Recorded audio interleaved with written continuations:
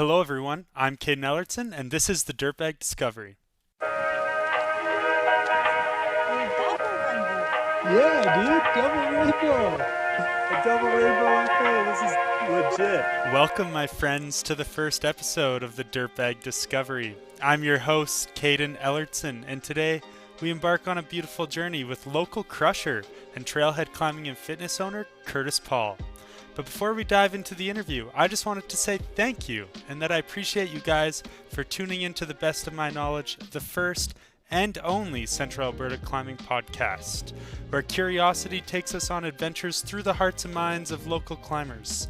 Let's get after it.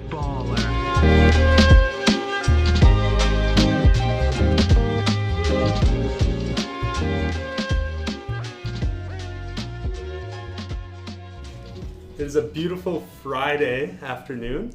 The sun is melting. The sun is melting, Caden. No, it's not. You're a silly boy. As you can tell, I'm nervous, very nervous. This is our first episode of the Dirtbag Discovery. I have a beautiful looking guest, Kurtis Paul. Welcome. Thanks for having me. Good to be here. Yeah, well, let's get started. You should kind of offer us a little bit of an origin story. How did you get into climbing?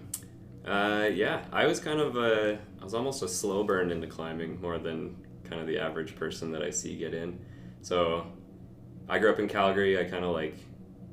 I've been exposed to climbing, like gym class or whatever, and That was cool. I did a year of Bible school at in Three Hills at Prairie College. And we did part of that time down in Montana. It was called the Explore program. So it's like a 1-year outdoor leadership program. That's where I kind of got exposed to it, but it was like here's how you set up a top rope and here's how you top rope. Like I didn't even know what leading was coming out of it, but I remember being like surprised at how much I actually liked climbing. And then, I don't know, my mom got me shoes for my 18th birthday and I was like, yeah, this is it. This is cool. Through university, kind of like hung out at the U of C bouldering wall a bunch. Started getting in, took a job as a climbing instructor and at the West Side Rec Center in Calgary. And I don't know, it was like kind of a slow burn into like, oh yeah, this is kind of the thing. Yeah, when did that switch happen for you? Yeah, that's hard to say. Like, I remember at some point living in Calgary being like talking to my wife and being like, we should get memberships and we should like actually go climbing a bunch. And she was kind of like, yeah, but like not that much, right? And I was like, well, what if we do? I don't know. So, yeah, I see a lot of people come in the gym and they're just like instantly hooked, like kind of like you were. Yeah. And that's like not my story. Like my story's a little bit more over time sort of thing. I know, that just like amazes me though. I'm like, how do you go from slow burn, you just top rope, and then now you're owning a gym? Yeah. Like, yeah, I don't know. How old were you when you decided that you wanted to start Trailhead? I don't know. I was probably in university when I wanted to start a gym. I kind of like I did a kin degree, and I came out of it not wanting to do more school and kind of figuring out what I wanted to do. I kind of like wanted to own my own thing, but coming out of kin, it's like, okay, so you want to like start a gym. I'm like, yeah, that'd be cool. And I was like, oh, I don't like love normal fitness, and I was like trying to like work out all these ways of like, well, what if it was like adventure based, or like what if we did all this, like what if you like trained but it was like for something and then we did trips, and I was like kind of just like roundabout was like, no, like that's a climbing gym, like all I want to do is climb anyways, like that's what I want. But that seems kind of weird, so it's like, well, you can't just like start a climbing gym, especially living in Calgary. I was like, nobody starts a climbing gym. But Teresa, my wife, was from up around here. I remember like we were long distance for a little bit, and at one point when I was visiting her, I was like, well, let's go climbing. And we were like, wait, there's not a climbing gym? Like what? Why? Like this is a city. Why isn't there a climbing gym? And that was kind of back of mind for a little while. I was like, well, what if we like moved north and tried it out? So that's kind of like where the thought process came from. Oh man, that's legendary. I had no idea. Yeah. I've been like pondering on that. I'm excited to ask him this question. Yeah. Yeah. So yeah, we moved up here. Like her family lives on a farm out here, so it was actually really easy to move out. Like we're pretty privileged to be able to just kind of like move into a house that was out here and kind of get our feet under us. The goal of moving out was like figure out if a climbing gym makes sense. So like I saw the Collicut had an opening for a climbing instructor, so I was like, sweet, let's get in there. That's where I met Andrew and first met Christy, and wow. Yeah, there's like some core climbers that kind of started out of there, and like Lucas was there. Oh yeah. Yeah. So that's kind of like first intro. That's where I met Nate too. First intro to where got to know the climbers and was like, oh yeah, there's something here. Yeah, that's crazy. I didn't even know.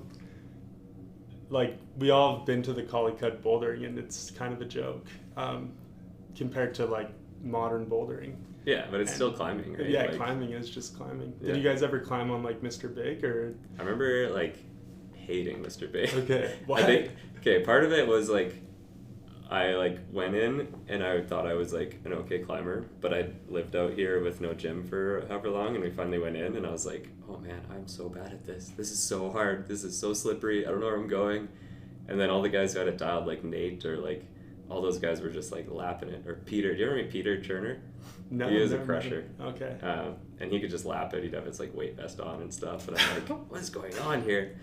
So we did it a couple times, and then once I started working there, it's like you can kind of did it a little bit more, but it's cool. It's like, yeah, I feel like everybody who like grew up in Red Deer and then found climbing is like, oh, can we go like climb that? Because they've all looked at it forever. 100%. Yeah, we got to get in there sometime. Yeah.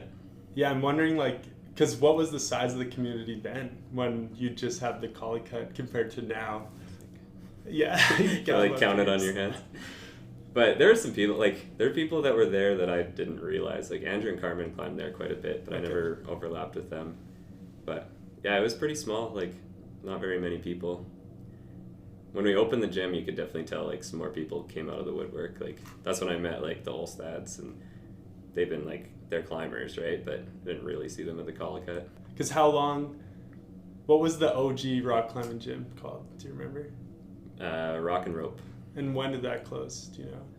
Early 2000s, I want to say. Okay. So Brian be a good guest for you, actually. Yeah. Brian's got some stories. I know. I'm so curious. Because, like, so then we, like, probably, like, 15 years, Red Deer didn't have a climbing gym. Yeah. Yeah. Because when did you start Trailhead? 2017.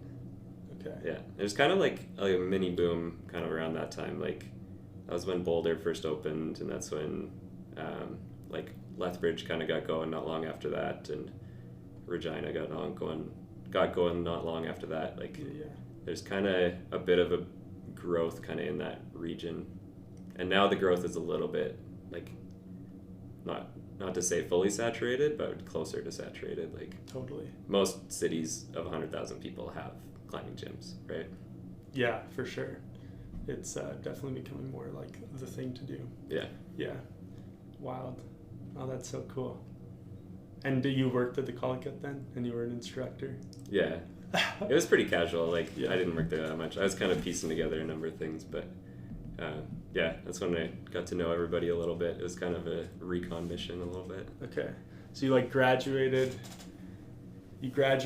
uni. Yeah. You and Teresa moved north. You started working at the Collicut. And then was, like, Trailhead in the back of your mind the whole time, or was this yeah the move north was Trailhead focused. Was Trailhead focused. That was like okay. Yeah, like, it was easy to do because Teresa's from here, and like, she got a teaching job, and it was like, yeah, a lot of things lined up that made it feel like we could definitely make it happen and make a go of it. 9 years ago. Yeah, almost 9 years ago. Yeah. Okay. Or what is that? We moved up here in 2016, so 10 years. Yeah. Okay, wait. So now Trailhead's open. Now we're at like 2017. This is what I'm thinking on the timeline. Yeah. And you started climbing in your teens. Yeah, like, I was exposed to climbing and actually kind of started enjoying it like 18 probably, something like that. Sweet. And then from the time you opened Trailhead to now, like, there's lots of stories, I'm sure. Yeah. But yeah, like, what's been your main focus? Like, what do you love about climbing? Like, why do you keep coming back to the gym every day? Yeah. I don't know. We've talked about this a little bit before, where I kind of have this idea that, like, whatever you decide to do, you can get pretty deep into it. And so I kind of, like, decided to love climbing in a way.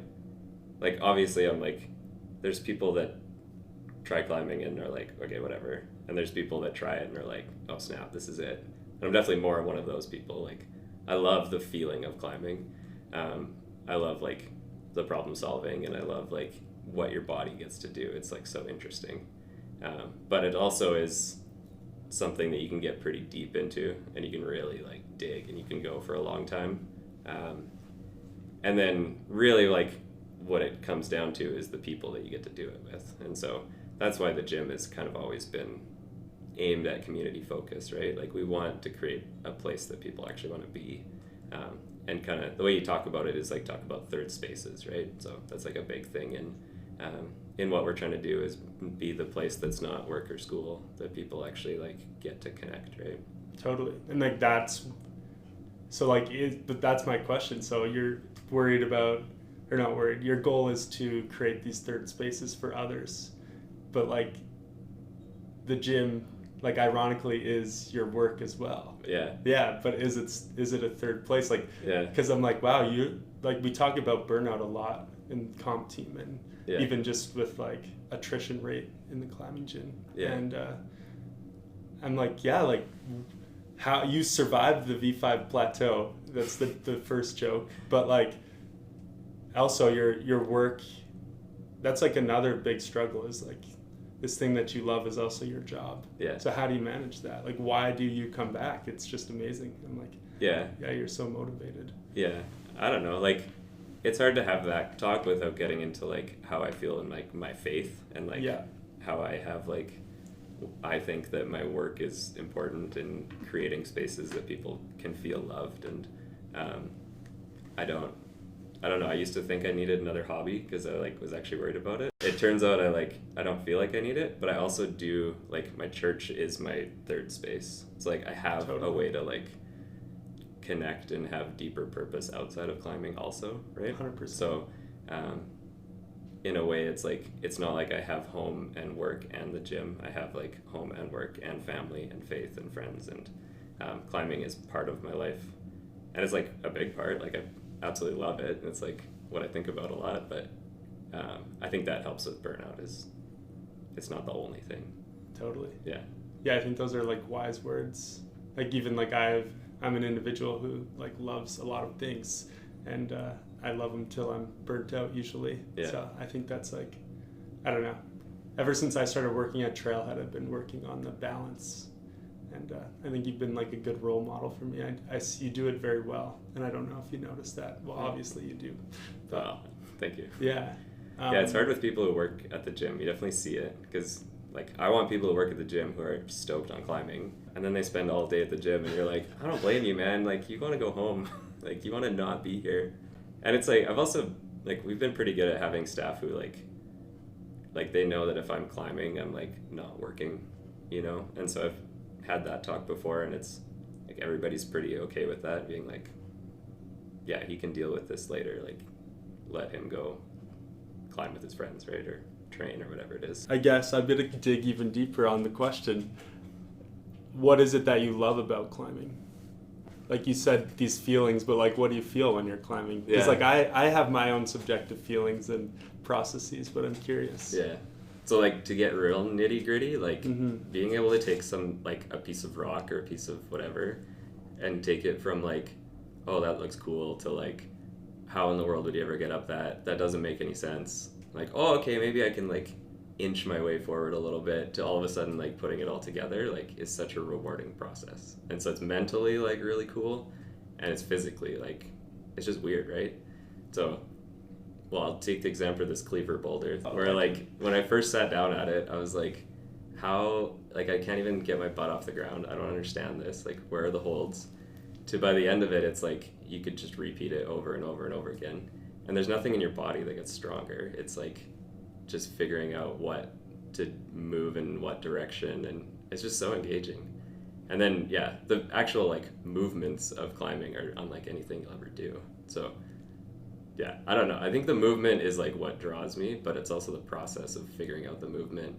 And then I'm like pretty didn't realize about this about myself for a while, but I'm like pretty goal oriented. And so if I like set a goal and I like can actually work at it and go for it, like it really gets me going.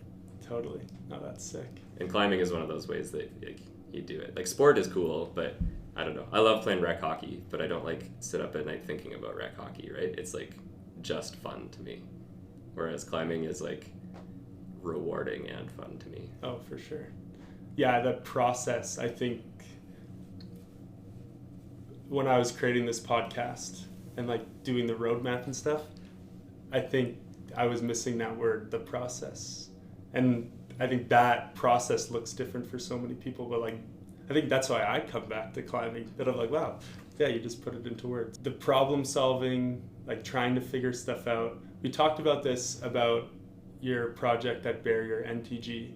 How when you're up there, you don't have any beta, or like whoever's playing, sure they can be like, oh yeah, like try this, but they don't know where you're at and you don't know how to communicate exactly what you're holding. Yeah.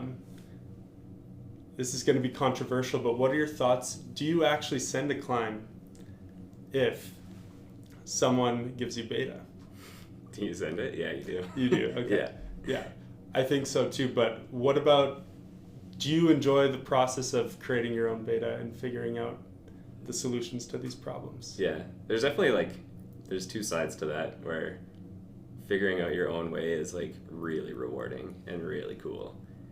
But then there's also like the community of doing it with someone is actually like really rewarding just on its own too. Like doing that with someone is, I don't think it negates the send. It's definitely a different experience.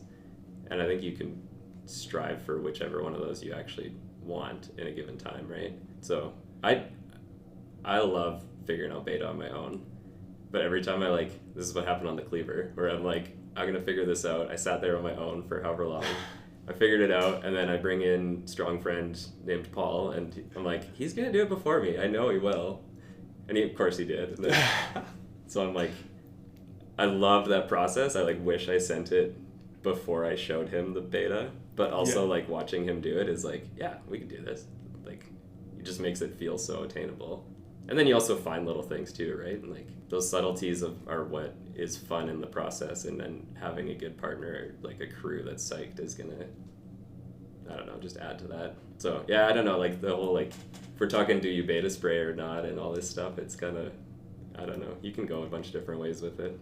Yeah, I know, because you gave me a book for Christmas last year, The Inner Game of Tennis. For you listeners, you guys gotta read this book if you're into learning and growing your climbing library. But yeah, we talk a lot with the comp kids about discovering stuff for themselves so that they have the skills later on in their climbing career without coaching. And so I'm very biased when I talk about this, but I think you opened my eyes a lot. And I'm like, oh wow, no, there is actually something so beautiful about solving a problem with your friend, or it doesn't even have to be a friend, some random person. Yeah. And yeah. Oh. Well, that's also what you take from it, right? So if you go coaching kids, they do need to solve those problems on their own, and they need to figure out how to solve them on their own. But if you're out on a boulder with them and you solve it with them, you just have to make sure that they also take that lesson, right? Even if they didn't solve it on their own, but they can still learn from the movement.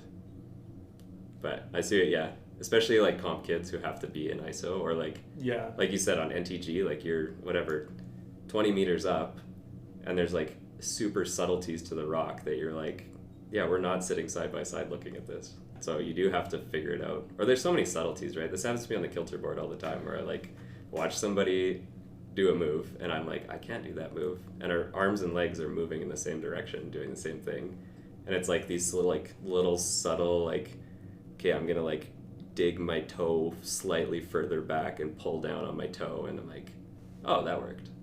But you can't articulate that to everybody and be okay, for your body, you're actually gonna take your big toe and you're gonna wrap over this little lip, and then you're gonna pull from that and release your back toe. It's just such subtleties you have to figure out for yourself. Yeah, there's only so much, Carmen could tell me all of the beta in the world, but... Yeah. You can say, yes, put your right foot here, your left foot here. but you also have to learn how to like, okay, what does that mean your hip actually drops slightly lower on this one? Or I was on the board earlier today, and I have this thing, I notice it on all the projects I fall off, where if my weight is going one way and I need to move the other way, I really struggle on it.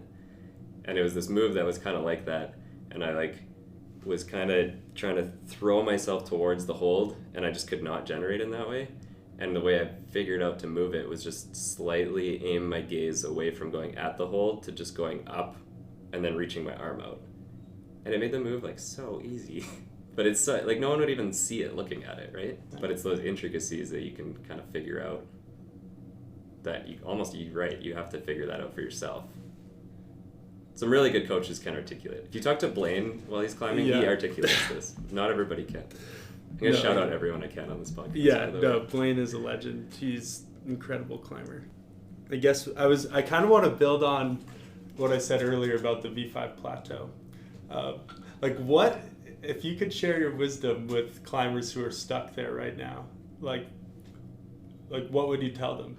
The V5 plateau. Who can I shout out right now? I think Jude was just telling me about the V5 plateau.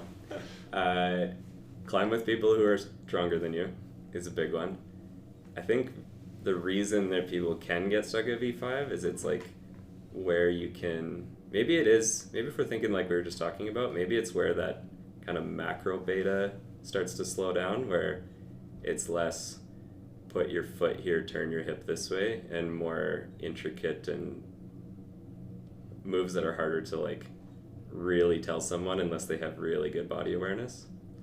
And so it's a lot of subtleties and a lot of introspection.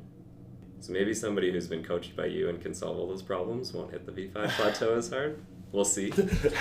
We'll see when those munchkins get a little older. Hopefully.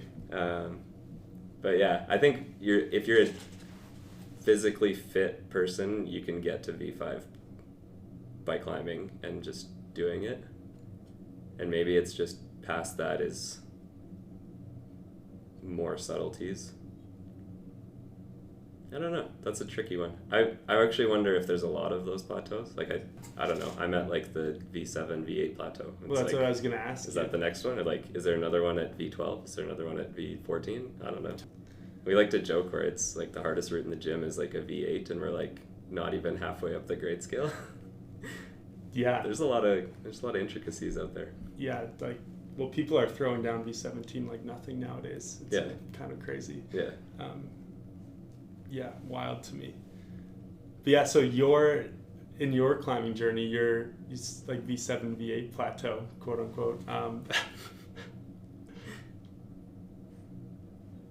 Yeah, or I guess I'm going to relate this back to my climbing journey. I've been climbing V6 for 2.5 years, and I've been climbing for 3.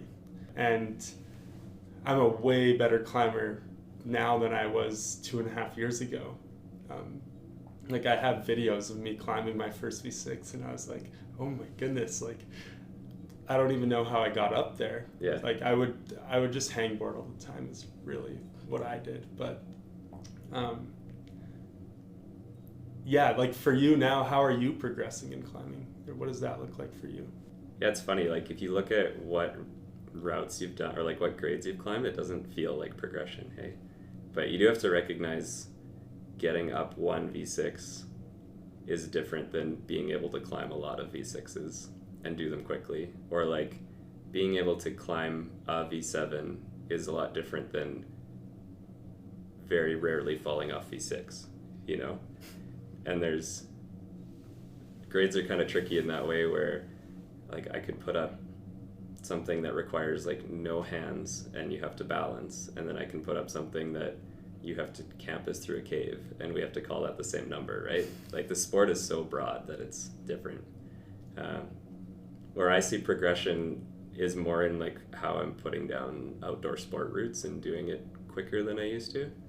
And so I can tell like while I'm on sport climbs that I am able to perform better than I used to be able to. And I think those grades are improving for me a little bit in a way. More in like how quickly they happen and my confidence on them. Okay. So, and that's kind of where my personal climbing, that's what I get excited about, is outdoor sport. And so for somebody that is focused on whatever, kilter board, if they spend all their time on the kilter board and trying to improve the kilter board, they will improve it. So, I don't know. I don't see you spend a lot of time trying to climb V7. So, like, are you going to climb V7?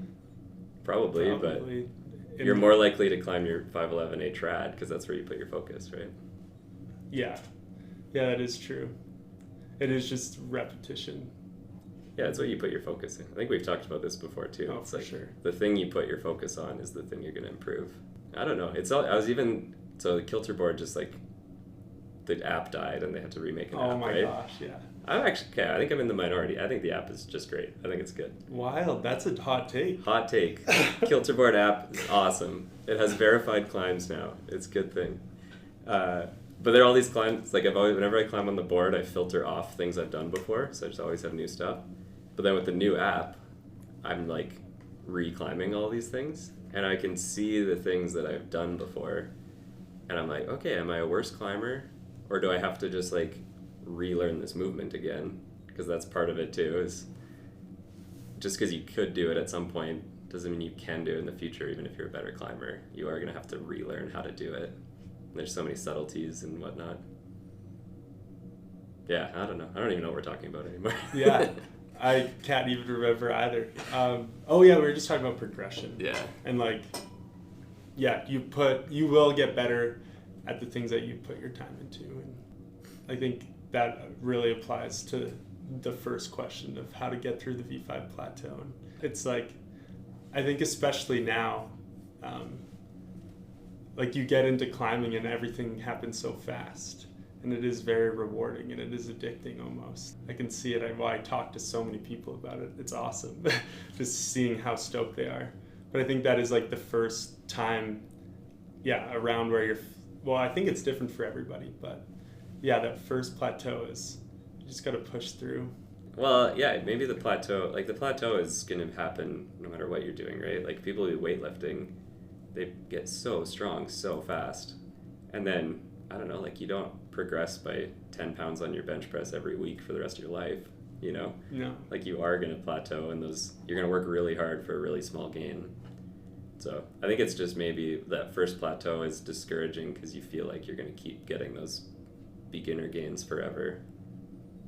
But that's going to be no matter what you do. If you go surfing, I'm sure it's the same thing. You like get really good really fast and then you kind of hit where you are unless you're going to train really hard and figure it out. We'll segue into what is the most valuable lesson that you've learned through the sport of climbing? Ooh, what's the most valuable lesson I've learned? Are we talking like life lesson or like how to get better at climbing lesson? Both, I don't know. However you interpret.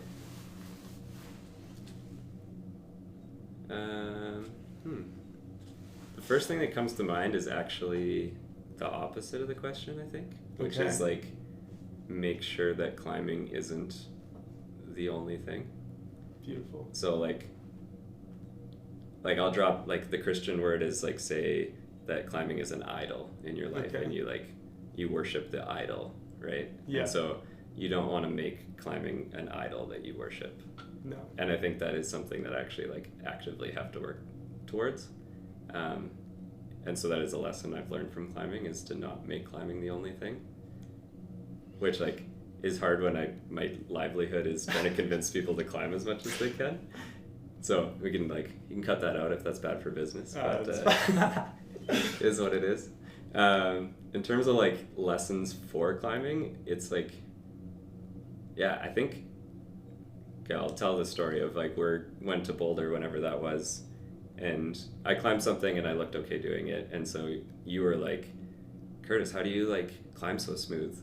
And I like gave you some answer. I didn't really know what I was saying, but I thought about it later, and I was like, came back and I said, like, whatever you put your focus into for a long time, you'll get better at. And I think that's the biggest lesson you're going to learn, is if you put your focus into something for a long time, you'll progress. And I think actually I do know answers to this. This is coming. The other lesson I've learned a lot is, the way the famous quote would put it is, you can do a lot less in a month than you realize and a lot more in a year than you realize. And I think it also goes for 5 years and 10 years. And so being really patient with yourself and knowing that the long haul won't, like, one day doesn't change the long haul, but it also does in a way, 100%. And so I think that's true in all areas of life. Like, I see that with the gym, right? Like, the gym is way better now than it was 8 years ago. And I knew it then. Like, I knew it was like, I don't know what I'm doing. I'm just going to figure it out. But it took years of learning and quality people learning together and figuring out how to actually have a community that people want to climb in, right? For sure. So yeah, whatever you do it for a long time, you do it consistently, good things are going to happen. Yeah, that ties into like the mastery over success. Yeah, totally. We talk about that all the time, Yeah. almost every day. Yeah, if your mindset shifts from how do I get up this one climb this one time to how do I be a better climber for the rest of my life, you can still put your right now focus into that one climb, but you got to think big picture too. And that applies to life too, which is like what I think is great about the sport of climbing. Yeah. A lot of the lessons just transfer right over. Totally. Yeah. Yeah, I've noticed, like, I set myself a pretty hard goal around my 30th birthday, and it was like a singular, I want to get this route done. And coming out of it, I'm way more thinking longevity wise and being like the goal I have for myself is I want to climb 50 512 or A or harder sport routes before I turn 50. It's like, if you put it down, you're like, that's super attainable. I can do that. But I can't do that in 1 year. Well, maybe I could. Probably not. Yeah. But that's not a dig in and go. That's a long haul thing I want to do, right? I want to prove that I can continue to perform at a level that I feel is high for a long time. Did you knock any down while you were on your trip? I did not. There was very little sending. Well, there was a little bit of sending, but it was a little more tasting than sending. Yeah. So no, you didn't send Just Do It? Did not send Just Do It. That's okay. I got on Chain Reaction. You did? That was pretty fun. Yeah. Yeah. We didn't get up to the top of it, but I got on it. Is it all permadraws? Yeah. Yeah. Okay, you know what's funny? This is going out in the podcast world, but this is already out there. But apparently when Alan Watts sent it, the ethic of the time was like, you have to place all your draws on lead. Like, kind of like how trad is now, right? You got to place your gear. Oh, for sure. But he was up and he almost at the top, and he fell and he was swinging out so far he couldn't reach his draws. So he just came down, pulled the rope, and then when he got to each hanger, he would take the draw off the wall, put it on his harness, pause, take it off his harness, put it back on the wall, and then clip it. And then that was like the red point go, and he actually sent it. And it's so funny now because it's permadrawn. It's like the same climb, but 50 years later, however long it is, it's just a different sport. Yeah, when was that sent? 80s probably? Okay. Maybe not 50 years, whatever that is. Yeah, for those of you who don't know where Kurtis just was, he was in Smith Rock? Yeah, I spent a few days in Smith Rock. Where's that? Oregon. Oregon. Yeah, it's beautiful. Shout out Tim, he doesn't like it, but I think it's great. Was there a lot of strong climbers there right now? Oh, it's insane. Yeah, that place is like, there's a lot of just regular climbers. But yeah, you go up and where some of the harder climbs are, and there's people just climbing 513 in March casually and working on whatever they're doing. Yeah.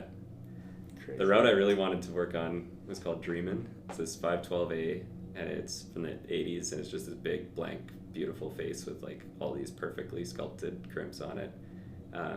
Fairly spaced out bolting, so I was like kind of scared of it.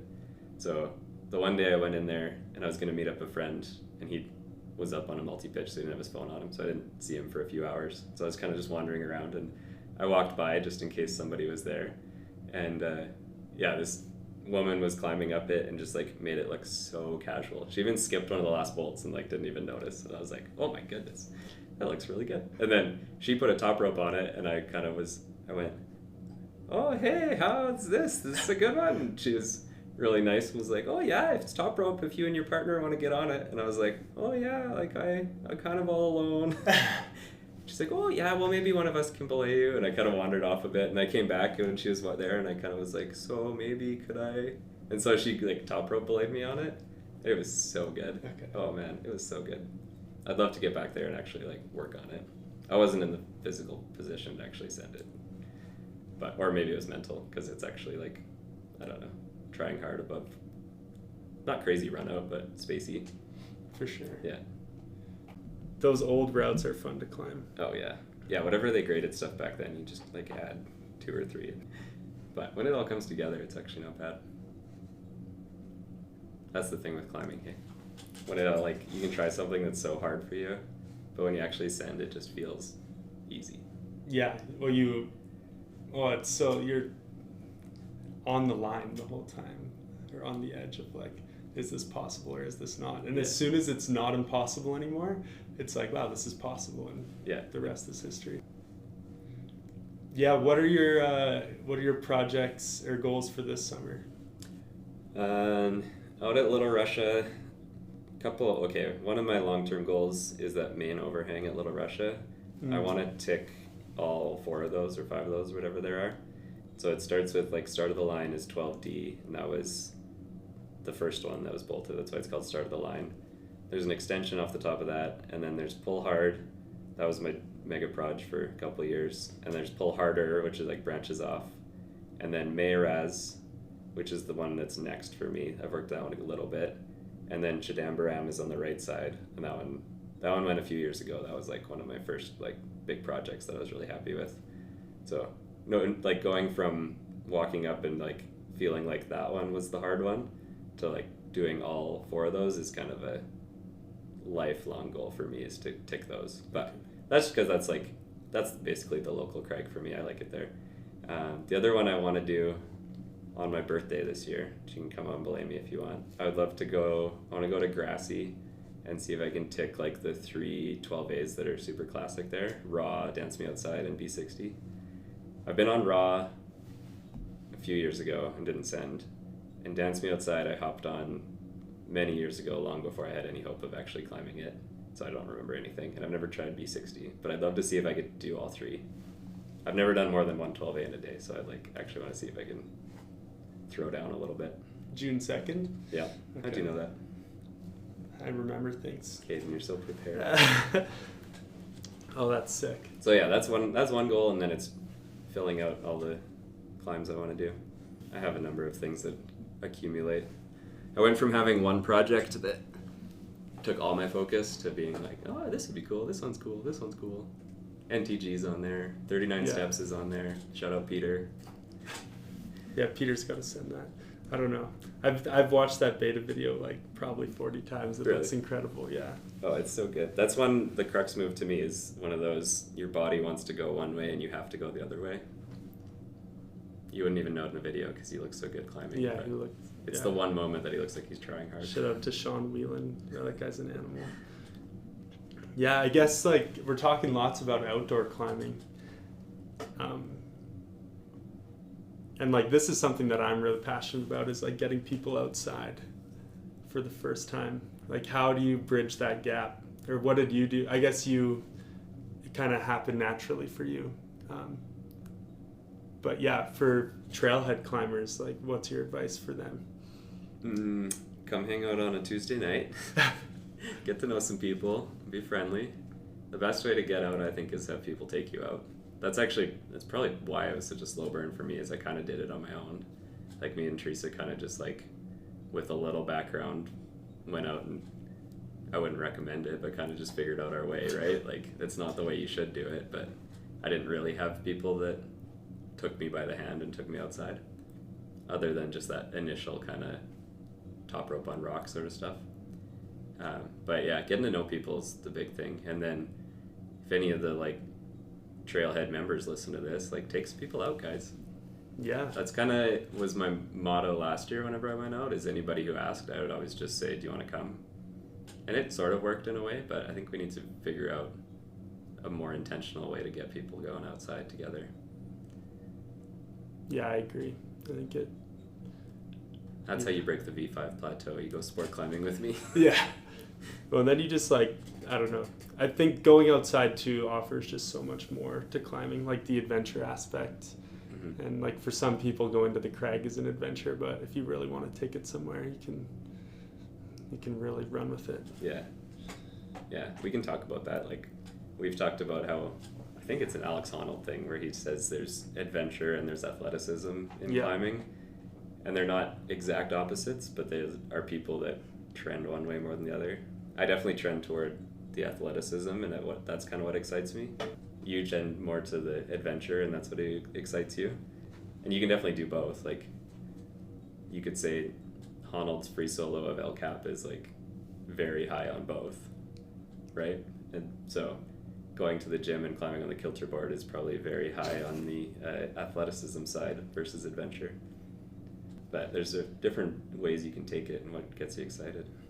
Yeah, I think there's just so much depth in either end as well. Yeah. Like, you can really like break down. Like, this week we were talking about using your ankle as like a wrist and creating like direction of pull off of your ankle angle, if that makes sense, which is like crazy wild to think about, but that's what the best climbers are doing. But then on the other end, like big adventure and like planning that and like what do I take and trying to send like the Becky Chenard in a day and all of this stuff is like so wildly fascinating and requires so many moving pieces to the puzzle, but so does a V12 boulder. Yeah, I didn't think of the logistics as being part of it, but it totally is, hey? Yeah. Yeah. Well, and some guys love the logistics stuff, like maybe not even just logistics of what you pack, but like the rope systems and things like that. Shout out Trevor. Trevor loves the rope systems. Trevor and Keelan, like they got them dialed. Yeah. Good for you guys. Yeah. Oh, and it's cool though. It's like fun to kind of be able to access places you can't access and have the skills to do it safely and know how to do it and be able to, like, no matter what comes up, you're going to be able to solve that problem. 100%. Because all that rope stuff is problem solving, same way as solving your V12 boulder is problem solving. Yeah. Yeah. Yeah, that's it. I was just like, there is so many moving pieces on both ends, and they're very similar but so different at the same time. You got to have a library of skills. Shout out to Thomas. Oh, I love Thomas. We're just going to list Trailhead members now? Yeah, basically. Shout out Jonas. We call him Joe Nasty. Joe Nasty. Oh, Gav Daddy. Gav Daddy. I call him G-Mart today. That felt good. I might roll with that. That's incredible. G-Mart's not bad. Oh, wow. Yeah. I think that's what I'm going to move to. I went from like Gav Master to Gav Daddy, now to G-Mart. I like it. Well, you answered one of them, like, what's your favorite local crag? But I think this is actually important, and it'll build on what we talked about earlier about getting outside. I like Little Russia. Okay. Yeah, shout out Constantine. Yeah. That man's put a lot of work into that place.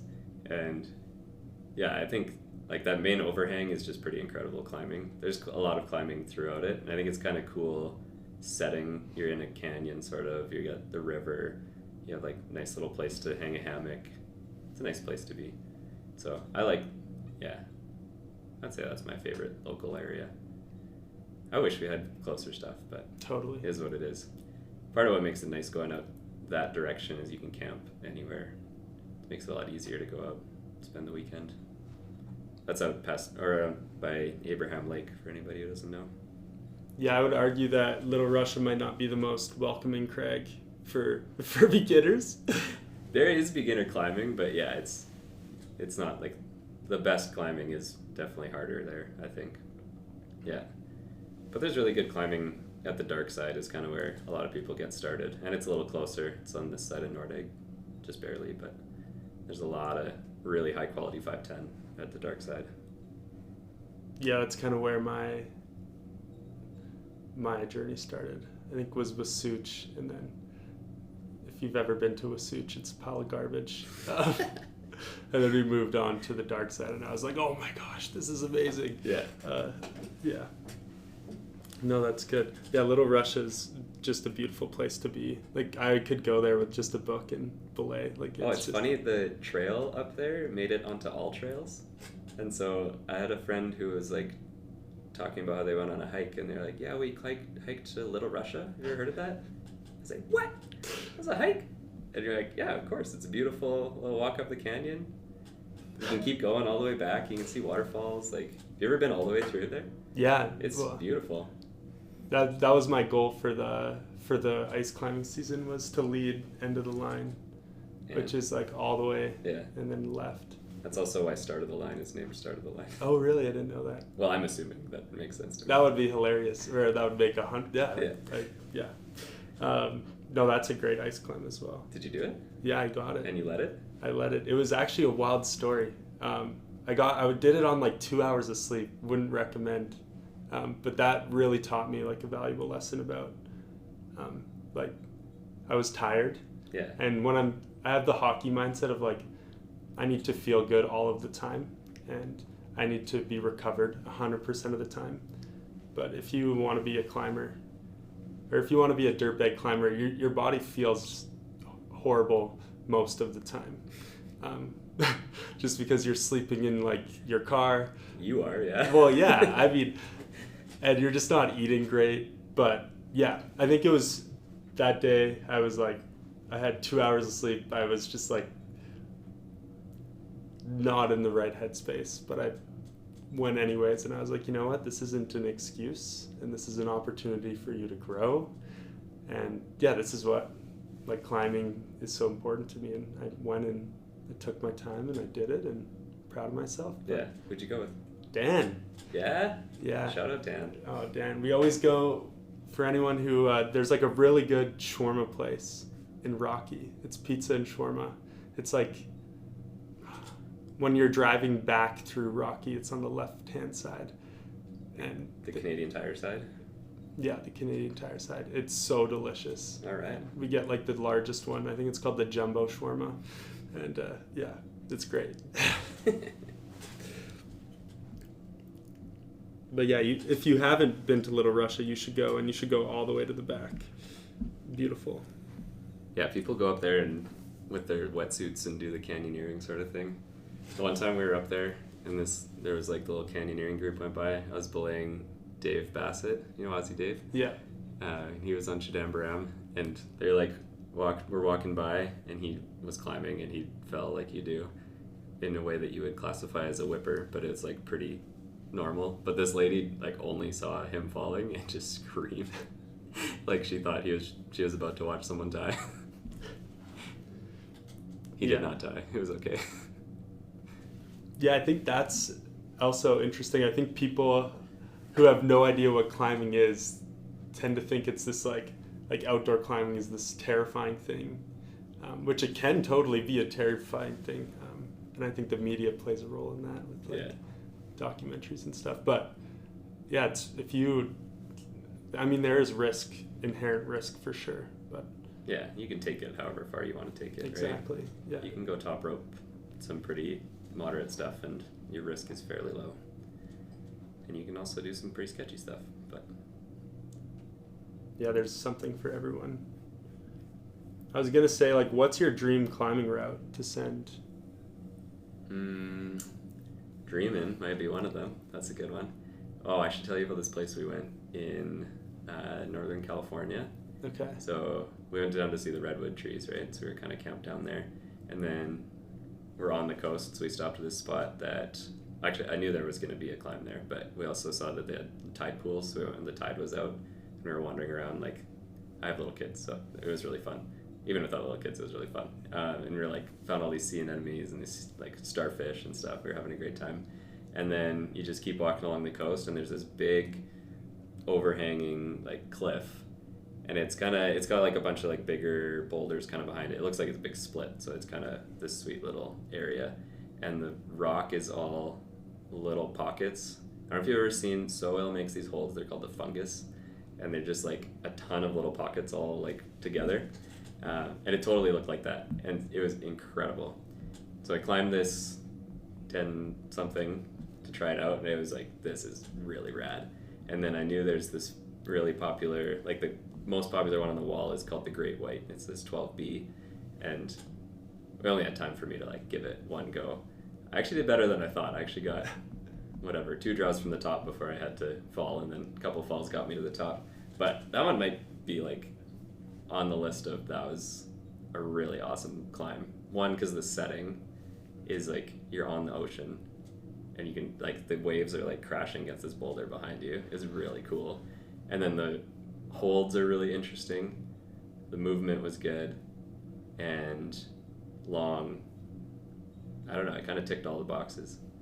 I left there being like, oh, I'm probably never going to see this climb again the rest of my life, but I like still think about that climb because it was really cool. Dude, that sounds legendary. I'll show you a picture when we're not on it. Yeah, maybe I should show you while we're on video. You could just show me video. right now, yeah. We got time. If Paul, shout out Paul, would text me back with pictures of me climbing, we could show you. But oh yeah, you guys went with Paul, right? Yeah. Nice.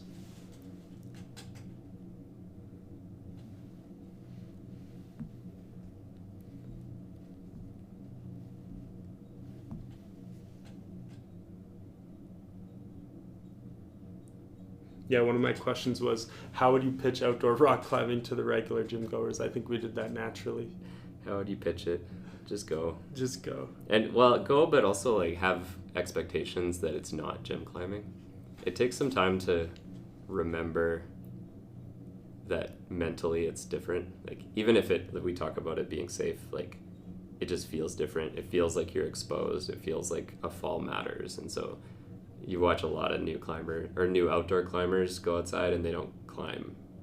They just like are holding on and trying to squeeze their way up, right? So if you treat it like gym climbing in the best way of like there are holds and these are movements, you'll have a better time, I think. Yeah, but then also don't expect it to be as easy, I think. Yeah. Yeah. I think once you do it enough, you realize that it is climbing. Like, it is kind of the same thing, but what's kind of a bummer about easy grades outdoors is they're very different than easy grades indoors. Like, easy climbs outdoors generally mean low angle slab with not great handholds sometimes, and you have to just do it. Versus, like, indoor means, like, mega jugs. And there's some of that. There's, like, really high quality stuff. But so this is the setting.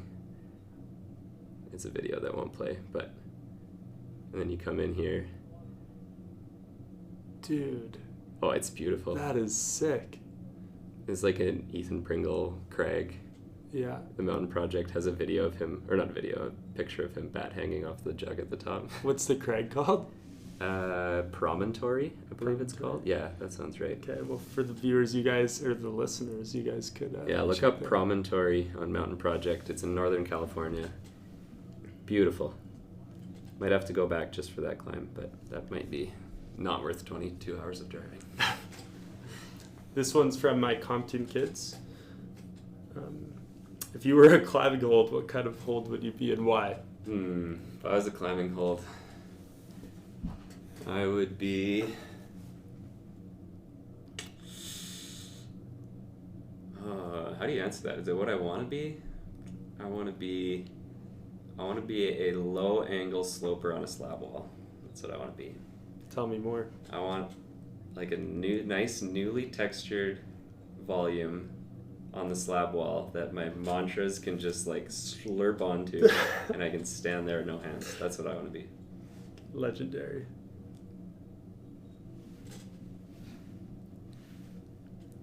What would you be, Caden? Me? Oh, I thought about it. Because I was like, if I'm going to ask him this, Yeah, I'm you going to have have to to I'm gonna have to know what I would want. I would be a sloper. Yeah. Because, like, I just love hugs. Yeah. And I'm like, that's, like, the closest thing. You could be the fridge volume. Yeah, or the big fridge. I am the Yeah. fridge. Oh, legend. Yeah, I'm the fridge. I would be the fridge. Yeah, and you just get a big hug. Yeah. Yeah. I was climbing in Smith Rock. It was like this 11A. It was pretty cool. It was like kind of a dihedral and like with a crack in it, and it was kind of techie, and I was like, I couldn't figure out how to crack climb, so Teresa made fun of me because I made a video about crack climbing, and I was like, yeah, I don't know how to crack climb. But I struggled my way up, fell a couple times, and then where it finishes out, it just kind of like rambles low angle up to the anchor. You know how it does sometimes, and it's like whatever, 10, 12 feet to your bolts, but you're just kind of walking at that point. And right below the anchor, there's like this big block, and then like nothing, and then the anchor. And so I get my hand on that block, and I look, and there's like a lizard sitting like right between me and the anchor. And I am a deeply prairie boy, don't know anything about lizards. It wasn't moving. I thought about just like grabbing it and throwing it, but that seemed like I'm not this is your home, not my home. I shouldn't do that to you. And so I just like waited. He didn't move. And then I went and I just like moved up. And as I moved up, his hand darted to where my other hand was. And I just like pulled it out. And I just breathed. I was like, okay, this is fine. I really don't want to fall right now. I probably can't fall because it's like pretty low angle. But if I do, it's actually going to hurt. And so I like pull my hand out and then take a breath. And then all of a sudden I feel this like warm thing land on my arm. And I was like, oh no. And I look down and it's just a big seagull poop all over my back and my arm. And I was honestly so relieved that it was poop. Because I did not want a lizard landing on my arm. I probably would have just jumped off the wall. That's wild. Yeah. So then I had to like deal with my anchor and clean it up while I was just like covered in this white sloppy poo. But a lizard did not jump on me, which is the moral of the story. Yeah, it was like all of that happened at once. Yeah, it was like lizard darted, and then like 4 seconds later, I heard it and I felt it. Oh, it's like, please don't be a lizard. Getting pooped on isn't great, so I'm glad that you enjoyed that. Anyways, you don't have to keep that in. I just wanted to tell you No, anyways. So I'm going to keep that in. I think that's a great story. That's so funny.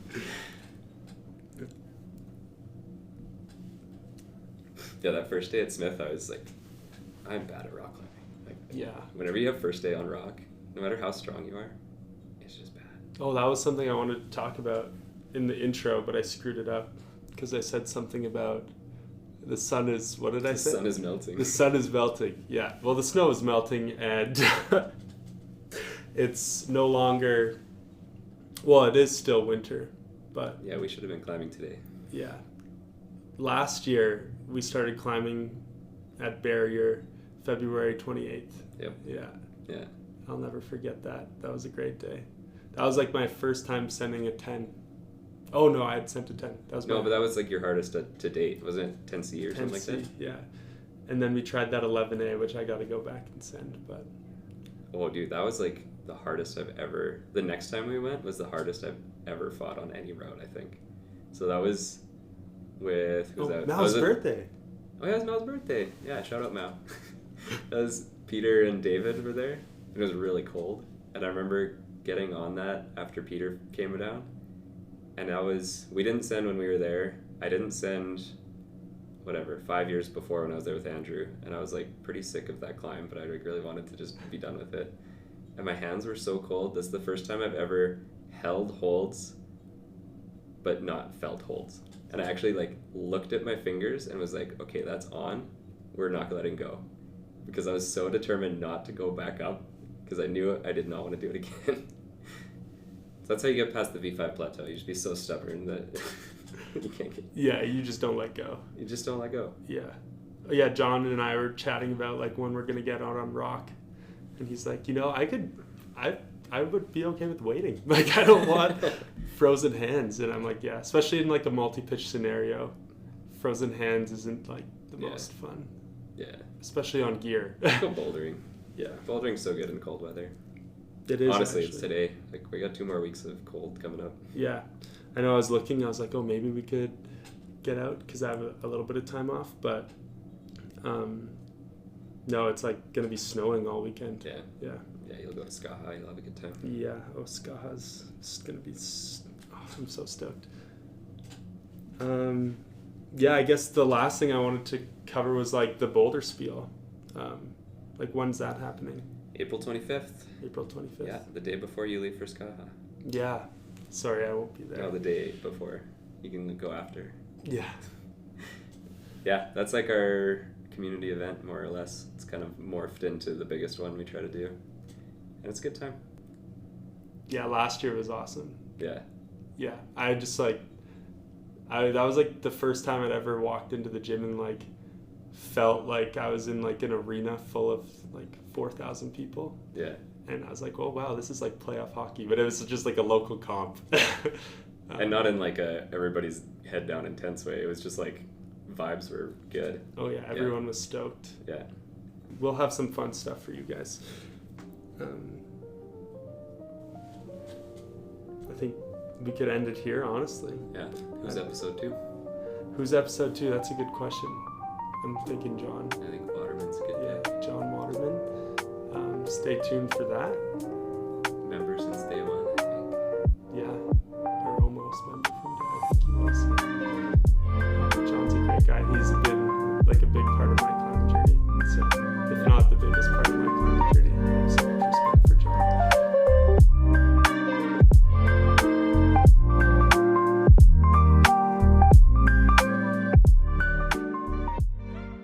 That will conclude the first episode of the Dirtbag Discovery. I'm your host, Caden Ellertson, and I appreciate all you guys for tuning in and supporting me along this lovely journey. Stay stoked, my friends. Peace.